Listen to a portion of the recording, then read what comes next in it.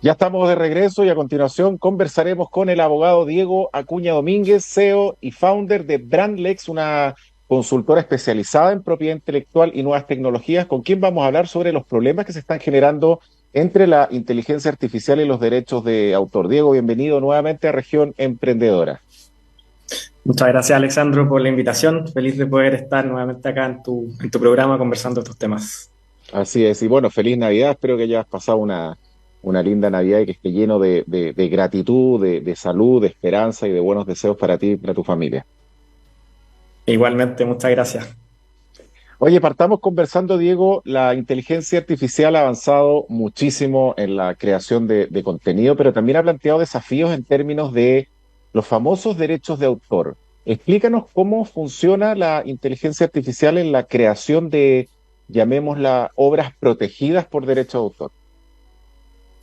Sí, efectivamente, yo creo que ha habido un boom, ¿no es cierto?, en el último año especialmente respecto de lo que es la inteligencia artificial generativa principalmente. Todo esto surge a raíz de este chat GPT, ¿no es cierto?, que fue creado por OpenAI y que vino como a revolucionar todo lo que nosotros entendíamos por inteligencia artificial y la usabilidad que tenían estas plataformas. Para entenderlo como en palabras muy simples, lo que hacen estos transformadores es en el fondo una especie de caja en la que uno le carga una serie de datos, ¿no es cierto? Ujú, Y los preentrena. Por eso la sigla GPT en el fondo es la abreviación en inglés de un generador o transformador de contenido que está preentrenado, ¿no es cierto? ujú, Entonces, una vez que tú ya preentrenas esta inteligencia artificial, tú le ingresas una instrucción, un prompt que se llama, que es una orden, y a través de este preentrenamiento y los datos que tú le cargaste, sale un resultado, que es la generación, digamos, de ese contenido. Entonces, esta es una revolución tecnológica, ¿no es cierto? No contábamos con este tipo de herramientas o plataformas y obviamente que ha venido como a tensionar todo lo que es el sistema de propiedad intelectual porque estas cajas en las cuales tú preentrenas estas inteligencias artificiales se cargan con un dato, pero no sabemos qué datos se están cargando. Y dentro de estos datos que tú estás ingresando en estas plataformas, en estas inteligencias artificiales, en estas cajas o ujú. transformadores, tú puedes cargar contenido que está protegido por propiedad intelectual. Entonces ahí se genera una tensión con lo que es el sistema de protección de estos derechos de autor o de propiedad intelectual. Ujú. ¿Tienes algunos ejemplos de obras generadas por la inteligencia artificial que hayan planteado controversias legales relacionadas con los derechos de autor en Chile o quizás en otro país? Sí, mira, a diferencia de lo que ha ocurrido en Estados Unidos, por ejemplo, en Europa o en otras regiones, otras latitudes o en países un poco más desarrollados, nosotros todavía no hemos entrado en la fase de judicializar o litigar todavía respecto a estos temas, pero yo creo que eso va a ocurrir en el corto o mediano plazo. Hemos estado bastante cerca de que lleguen a concretarse demandas o casos de litigios por estos temas. Estamos todavía bastante lejos de, como te decía, de Estados Unidos, en los que algunos autores ya están demandando a estas grandes compañías tecnológicas, ya sea Google, ¿no es cierto?, OpenAI o Microsoft, que son los propietarios, los dueños de estas plataformas de inteligencia artificial. Y ya están recibiendo demandas, ¿no es cierto?, de autores, de guionistas, de agrupaciones, de actores incluso, que lo están demandando precisamente por propiedad intelectual muchas veces. En Chile hemos tenido casos recientes, como no sé si recuerdas, un caso de un productor musical chileno, ¿no es cierto?, que hizo una canción utilizando la voz de Bad Bunny, que Ah, es claro. este cantante puertorriqueño, ¿no es cierto?, súper Ujú, famoso. eh, y él cuando se enteró, digamos, porque esto se empezó a viralizar a través de las plataformas redes sociales, en la actualidad está todo muy conectado, entonces es muy fácil que una canción que pega o una noticia se difumine o se empiece a circular de forma muy acelerada. Entonces esto se viralizó, ¿no es cierto?, a través de TikTok y después empezó a sonar mucho en la plataforma de streaming de música en Spotify y se enteró el autor, digamos, de que era Bad Bunny en este caso y se molestó muchísimo con este productor chileno porque sintió que le estaban plagiando, digamos, su voz. Lo que había hecho este exacto. productor era generar una canción con inteligencia artificial utilizando la voz de Bad Bunny y otros cantantes más. Entonces, esta canción pegó bastante y se viralizó y se enteró finalmente Bad Bunny. El tema no llegó a litigarse, finalmente no llegó a un juicio, pero yo creo que estuvimos bastante cerca en ese caso de que hubiera algo de eso. Así que yo creo que va a ser cosa de tiempo, la verdad.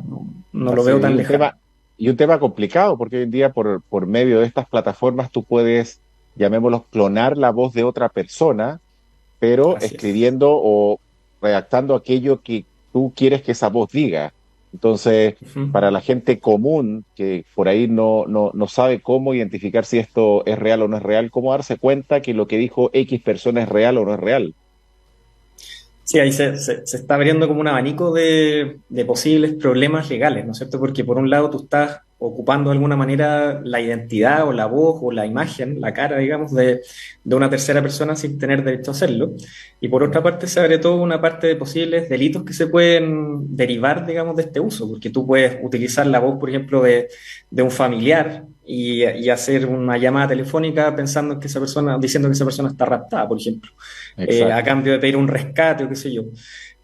O tú puedes utilizar, como ha ocurrido también en otros países, en que se está haciendo ciertas imágenes de contenido más pornográfico, utilizando imágenes de una persona que nunca estuvo, digamos, ni siquiera relacionado remotamente con ese tipo de filmaciones. Entonces, se está abriendo todo un nuevo abanico de posibles delitos que podrían estar relacionados con este uso de inteligencia artificial o mal uso, en este caso, de estas plataformas. Pero sí, Así, hay un riesgo súper alto, digamos. así es, nuevas oportunidades sin lugar a duda que también traen nuevos problemas. ¿Cuáles son los Haces. principales argumentos a favor de considerar las obras generadas por la inteligencia artificial como obras protegidas por derecho de autor y cuáles serían los que están en contra, digamos? Sí, yo creo que todavía, bueno, la discusión está bastante polarizada, hay bastantes argumentos a favor, sobre todo porque señalan que esto es una tecnología que llegó para quedarse, ¿no es cierto? Ya no podemos volver atrás. Desde un año hacia atrás, la evolución que ha tenido esta tecnología ha sido muy rápida digamos, vemos que el crecimiento y la cantidad de obras que están siendo generadas todos los días con estas herramientas o plataformas es exponencial, digamos. O sea, eh, de hecho, hay ciertos estudios que han salido que han dicho que en un año se generó la misma cantidad de imágenes que lo que se había generado en toda la historia de la fotografía hacia atrás. O sea, en Mira, 100 años de fotografía hacia atrás se generó la misma cantidad de imágenes en un año con inteligencia artificial. Entonces, el volumen de obras que están siendo creadas todos los días y que andan circulando es muy alto. Entonces, los argumentos a favor de esta corriente dicen, esto es una realidad que ya está, que llegó para quedarse y que por ende no podemos desconocer. Y por otra parte, ellos dicen que el sistema de propiedad intelectual está un poco obsoleto porque tiene ciertos tiempos de protección demasiado extensos que ya no se adecúan a la realidad, digamos, tecnológica. Hay obras que están protegidas por toda la vida del autor más 70 años. Eso es como el estándar, digamos, internacional de ujú, protección de propiedad intelectual o de copyright o derechos de autor. ujú. Y eso, en realidad, para cualquier tecnología que quede obsoleta en un par de años o incluso antes, tener un plazo de protección de 70 años después de la vida del autor no dice no tiene lógica, digamos, con la velocidad con la que está funcionando la tecnología ahora. Ahora también hay, por supuesto, argumentos en contra Ujú. de que estas obras generadas por inteligencia artificial puedan protegerse por derechos de autor. Y el principal argumento en contra es que dice que la naturaleza misma de las obras de propiedad intelectual tiene que ser una creación del intelecto humano y por ende tienen que surgir del hombre. No puede Ujú, surgir de un algoritmo, en este caso, o de una máquina, ¿no es cierto? Por ujú. ponerlo como muy en sentido figurado.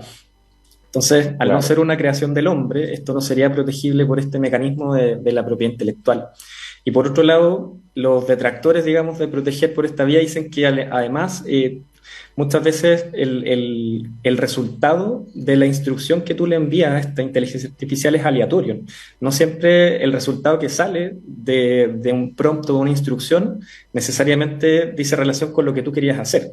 Yo le puedo decir a la inteligencia artificial, hazme una imagen, no sé, de un perro saltando, y yo puedo tener una imagen mental en la cabeza de la instrucción que yo le envié, pero el resultado que saque de esa inteligencia artificial va a ser a lo mejor totalmente distinto. Entonces, al no haber una relación entre el autor, que sería yo, con mi imagen mental, digamos, y lo que sale de la inteligencia artificial, no habría una conexión entre mía, digamos, con autor, con el resultado de esa obra. Entonces, Claro. digamos, 12 sectores que están bastante polarizados y yo creo que va a costar un tiempo en que lleguemos a un acuerdo, digamos. Sí, y ahí va a haber un tremendo desafío con la distinción que tenemos que tener o que tiene que existir entre la creatividad humana y la generada por la inteligencia artificial. ¿Cómo pueden, desde el punto de vista legal, proteger los derechos de autor de los creadores humanos, de los creadores personas?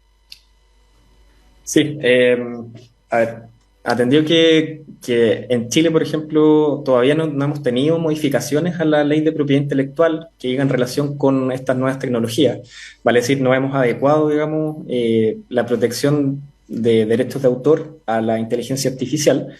Tenemos que utilizar las herramientas con las que contamos actualmente. Y básicamente en Chile hay, por ejemplo, tratados internacionales como el convenio de Berna, ¿no es cierto?, que es un tratado internacional que protege precisamente las obras del intelecto, las obras de propiedad intelectual, por el solo hecho de su creación.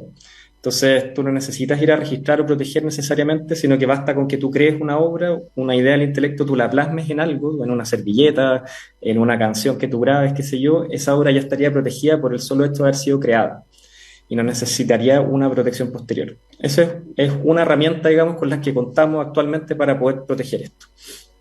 La otra es la ley de propiedad intelectual, que es la ley que está vigente y que no ha sido, como te decía, adecuada a estas nuevas tecnologías, pero que va un poquito en la misma línea de este convenio de Berna, diciendo o manteniendo esa línea de que estas obras del intelecto, digamos, van a estar protegidas por el solo hecho de su creación y no hay necesidad de protegerlas por una vía posterior. Ahora, siempre hace recomendable hacer un registro, digamos, en la oficina correspondiente al país en el que tú hayas creado esa obra. O sea, en este caso, en Chile es el Departamento de Derechos Intelectuales donde tú registras. En Estados Unidos es el Copyright Office, ¿no es cierto?, que es como el equivalente nuestro a la oficina de registro de propiedad intelectual. Y siempre va a ser recomendable que tú inscribas esa obra en esa oficina porque eso te va a dar un certificado de que tú eres el titular o el creador de esa obra. Entonces, siempre ese certificado te va a servir para un eventual juicio posterior. Claro, y seguramente la adaptación de nuestra legislación también va a ir de la mano de quizás esperar qué es lo que hacen otros países que están quizás liderando este proceso, que están un poco más avanzados. Sí, efectivamente nosotros siempre estamos un poco más retrasados con estas oleadas tecnológicas, si bien puede que tengamos acceso a estas herramientas desde un inicio, siempre la legislación nacional va a estar un poco más retrasada con respecto a lo que ocurre en otros países. Ya tenemos algunos borradores o drafts, ¿no es cierto?, en la Unión Europea, por ejemplo, que ya están tratando de regular estas materias, lo mismo en Estados Unidos, y acá en Chile, si bien hay un proyecto de ley para regular la inteligencia artificial, todavía está en una etapa muy inicial y creo que tiene unos errores conceptuales y técnicos que deberían ser corregidos todavía durante la tramitación del proyecto, que yo creo que va a demorar bastante en salir. Imagínate que, Alexandro, que todavía no hemos logrado sacar una ley actualizada de privacidad de datos, que está totalmente obsoleta para las tecnologías actuales. Y si ni siquiera hemos logrado sacar esa ley que lleva muchísimo tiempo tramitándose en el Congreso, yo creo que la de inteligencia artificial también va a tomar bastante. Seguro, seguro que sí. En ese sentido, ¿qué papel juegan las licencias y los acuerdos de uso en la regulación de las obras generadas por inteligencia artificial en relación con los derechos de autor, por ejemplo? Sí, las licencias son efectivamente, como tú decías, una autorización que le da el titular de un derecho de autor, de una obra, ¿no es cierto?, que está protegida por este sistema, a un tercero para que lo ocupe. Y generalmente esa autorización tiene una contraprestación, ¿no es cierto? Tú a cambio me tienes que pagar a mí un royalty o una regalía porque yo te estoy permitiendo usar mi obra, en el fondo. Pasa mucho con los libros, con la música, ¿no es cierto?, en que los autores reciben una regalía de las plataformas, por ejemplo Spotify, qué sé yo, en el caso de la música, porque tú puedas tener acceso, digamos, a esas canciones o a esa música y otras personas puedan reproducirlas o escucharlas. Entonces, lo que ocurre con la inteligencia artificial es que se está generando, como decíamos, una gran cantidad de obras, como nunca había ocurrido anteriormente en la historia de la humanidad, a un muy bajo costo. Antes, por ejemplo, era muy difícil poder hacer una obra musical y grabarla y después reproducirla, ¿no es cierto? Ujú. o poder sacar una fotografía, después imprimirla, qué sé yo, reproducirla. Lo mismo con un cuadro, con una pintura. Todas estas obras artísticas, de alguna manera, eran muy difíciles de reproducir en masa, ¿no es cierto? Y con los progresos tecnológicos eso fue cambiando, hasta Claro. llegar al punto que estamos ahora en el que es muy barato, es muy simple, digamos, generar obras de todo tipo, obras literarias, puede ser un libro, ¿no es cierto?, o una obra musical, o qué sé yo. Entonces, al bajar los costos de producción de esas obras, resulta bastante esperable que también bajen los royalties, en el fondo que se van a pagar a esos autores. Porque va a haber tantas obras que tú vas a poder elegir. Por ejemplo, una fotografía entre miles o millones de alternativas que van a ser más baratas. Entonces, la realidad nos indica de que probablemente esos royalties o esas licencias vayan bajando en su valor y por ende los autores de esas obras también van a recibir menos dinero en teoría por esa regalía o esa retribución. Ahora, también para esos autores va a ser mucho más fácil replicar esas obras y también generar otras nuevas. Entonces va a modificarse el modelo de negocio actual y va a ir mutando, digamos, a otros modelos de negocio distintos, pero yo creo que en el fondo el sistema de licencias se va a mantener, yo creo, en el tiempo. Lo que sí van a cambiar son las tarifas y la forma en cómo se maneja ahora, digamos. Claro.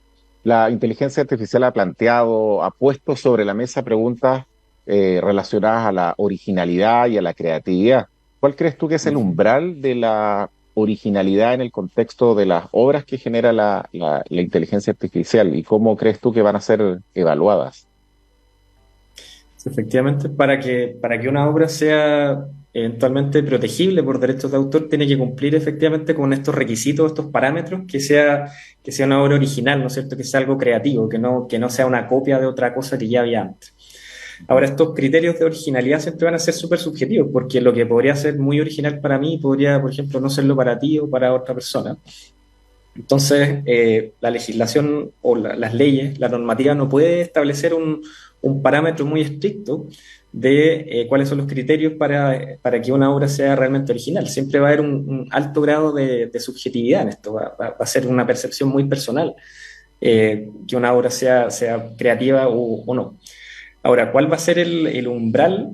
Yo creo que ese umbral se va a tornar cada vez más difuso. Yo creo que a todos se nos está haciendo cada vez más difícil poder distinguir una obra generada por una persona humana, ¿no es cierto? Por una persona Claro. natural, versus algo que está generado por un algoritmo de una inteligencia artificial. Yo creo que cada vez más difícil, y pasó con el caso que comentábamos recién, ¿no es cierto?, que mucha gente creyó que esta canción de Bad Bunny la había cantado él, digamos, que él la había grabado y no que había sido generada por un productor chileno en un estudio, en un computador acá en Chile, digamos.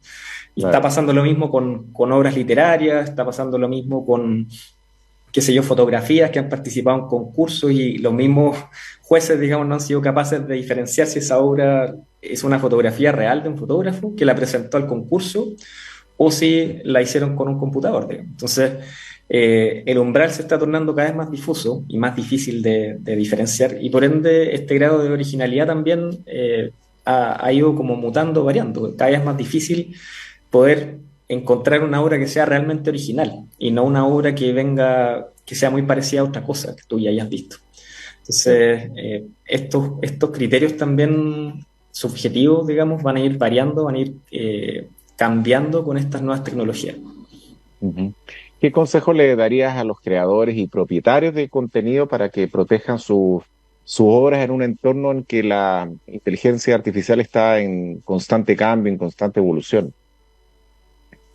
Sí, yo creo que es súper importante que todos, no solo los autores, sino que todos en general, digamos, estemos como muy a caballo con respecto a estas tecnologías, que las podamos entender, que entendamos cómo funcionan, que entendamos cuál es en el fondo la tecnología que está detrás de lo que nosotros estamos viendo.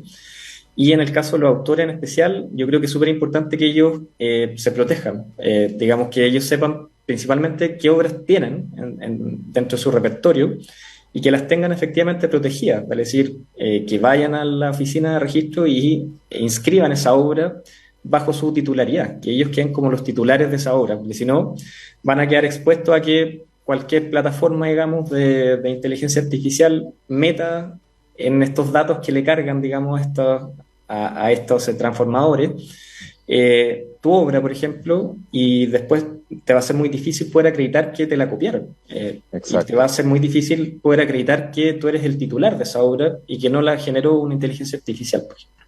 exacto, Entonces, mi primer exacto. consejo sería protegerse, hacer ojalá un levantamiento de qué obras tú tienes en tu portafolio y revisar si las tienes bien protegidas. Y después de protegerlas, de inscribirlas, yo creo que el segundo consejo sería siempre mantener como un monitoreo activo de lo que está pasando, ¿no es cierto? Tratar de revisar. Hay mucho software que ahora se puede utilizar que en el fondo está escaneando un poco si es que están saliendo obras parecidas a lo que tú tienes protegido para que tú puedas detectar posibles infracciones, ¿no es cierto? Entonces, es súper importante no solo proteger, porque si tú no haces un monitoreo posterior, yo te podría estar copiando y tú como titular ni siquiera te vas a enterar. Claro. Entonces, es súper importante ese monitoreo y esa vigilancia posterior para saber, digamos, si es que hay posibles infracciones y detectarlas a tiempo, porque con la velocidad que se mueve todo esto ahora y con la velocidad que se puede difundir una obra a través de Internet o qué sé yo, de las redes sociales, el daño puede ser súper grave en un periodo muy corto de tiempo. O sea, si yo te logro copiar una obra a ti y la difundo a través de redes sociales o internet a una velocidad impresionante a la que tiene acceso millones de personas, el Claro. daño que yo te puedo causar va a ser muchas veces irreparable. O sea, por más que tú me demandes después y me trates o sea, que yo te tenga que indemnizar esos perjuicios, va a ser muy difícil porque el daño ya está hecho. Entonces hay que tratar de parar esa infracción lo más rápido posible una vez que se detecta. Y para eso hay que tener esa vigilancia activa que yo te decía. Sí es. Y para protegerse hay que protegerse con los mejores, con Brandlex. ¿Quién puede o cómo pueden contactarte si es que por ahí tienen alguna consulta, quieren preguntarte algo, están interesados en proteger alguna obra específica? Eh, ¿Dónde te ubican, Diego? Sí, efectivamente nosotros, nuestra especialidad, digamos, precisamente los temas de propiedad intelectual por una parte y las nuevas tecnologías es que tratamos, digamos, de unir estos dos mundos y nos pueden encontrar en nuestra página web toda la información que es www.brand-mediolex.com. También estamos en todas las plataformas de redes sociales, en LinkedIn, en Instagram. También tenemos hasta un playlist ahí en Spotify si quieren escuchar buena música. Y por supuesto nos pueden escribir o llamarnos a los teléfonos que aparecen en nuestra página web y contactarnos por si tienen alguna duda con respecto a estos temas y felices de poder apoyarlos. Excelente. Diego Acuña Domínguez, CEO y founder de Brandlex, esta consultora especializada en propiedad intelectual y nuevas tecnologías. Diego, gracias por compartir con nosotros los mejores deseos para el 2024. Muchas gracias, Alexandro, por la invitación nuevamente. Los mejores deseos para ti también para este año. Y nada, un saludo a todos los radioescuchas ahí. Ojalá que les haya interesado el tema. Seguro que sí, seguro que sí.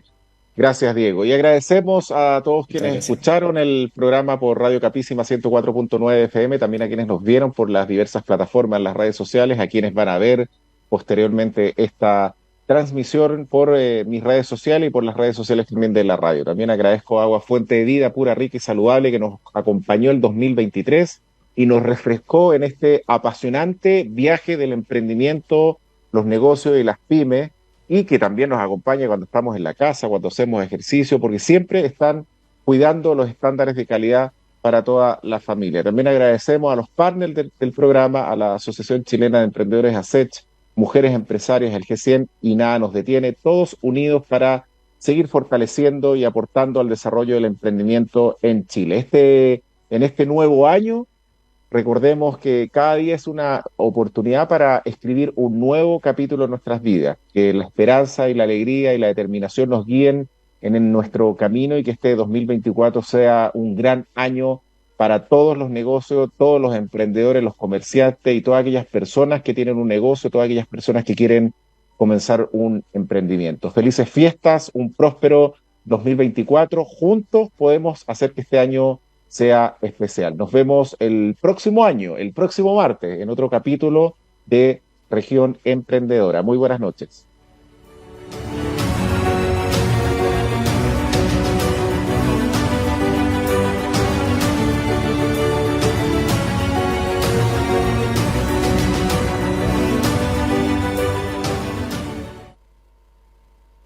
¿Sabías que tu cuerpo necesita tomar a lo menos 2 litros de agua diariamente? Cada vez que tomes agua, le das vida a tu cuerpo. Para comenzar o terminar el día, para cada una de las actividades que debes emprender, no da lo mismo qué agua tomes. Agua Fuente de Vida logra un proceso que permite alcanzar altos estándares de purificación y pH. Agua Fuente de Vida, rica, pura y saludable. Pídela al 582 49 65 58.